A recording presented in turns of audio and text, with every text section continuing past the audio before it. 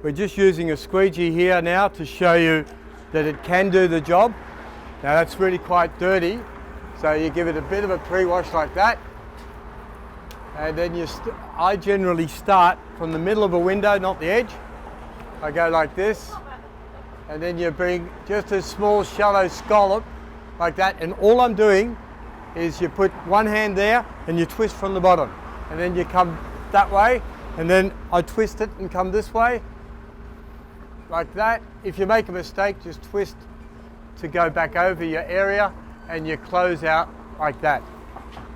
That's how good a job this does by itself. Now I've missed a couple of marks there, which you wouldn't really worry about when you're doing just a top area like that. Here's another little tip. Use a small little squeegee like this, excellent for little edges like that. So you get the top edge like that. Deal with the frame like that. Now we're ready for the bottom. Now there's two ways of cleaning the bottom. I'm a big fan of double cleaning because it gives the soap a reaction time. So when you go over some fat, it takes a while for the fat to dissolve.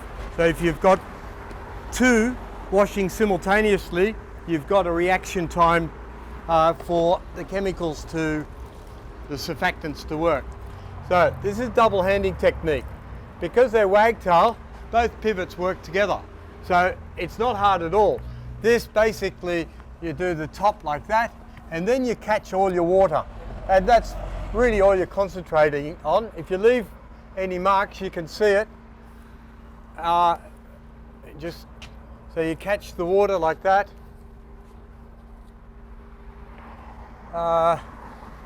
Get into that last edge like this. Now watch this closing out. No matter how deep the frame is, because of the over the top pivot, it will squeegee close out on any frame. Now the other thing that I wanted to show is how easy or how light a touch you should use on a squeegee.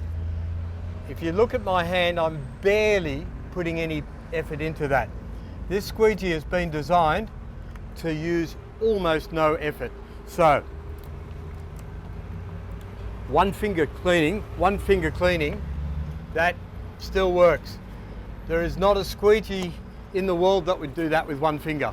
That's the amount of pressure you need. So by all means, use your superior muscles so you don't get any RSI.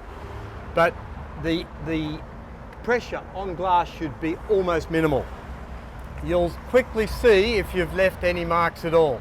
To detail, you should always cut 1 millimeter off, 2 millimeters in from the side and from the top, so that that leading edge of rubber, when that folds over, that's what's causing the problems at an edge of a window. Now because the pivot here is over the top, you will get really fine lines, and like that is a perfect finish. But if it's not, it's a huge tip to just cut in to make a little square at the edge of your squeegee rubber to get that perfect finish. And also for speed window cleaning like that, you won't fling water off if you cut that top little area like that. Not that you should ever go really that fast, you should try and keep it balanced. The beauty of double handing too is you're not preferring one hand over the other. When you're predominantly left-handed or right-handed, you will get a weakness in that hand, so it's good to be balanced and use both hands together. That said, this squeegee by itself also works. So I'll just show you some of the advantages of using a flexible pole.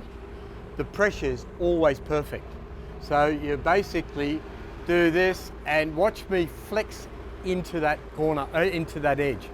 The flex on a pole, and we're introducing flex on all our poles now, it will close out on any window or on any floor. If you want to go from the top to the bottom, that will close out on that window edge. So that's window cleaning with. Now Now this is still dry. This is almost dry. You can see that there's almost no water, yet it will still clean a window. And the whole idea of this is glide. So if that strip wasn't there, you would get squeegee drag straight away.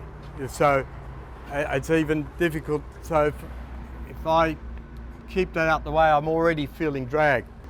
And then finally, when you finish a window, let's just finish that window there. It's great to have a really small squeegee rather than a rag to do that last little ledge like that and like that. And it's very important to have it very small to cope with a very small ledge, or more predominantly the standard ledges that you get with most shop windows and homes.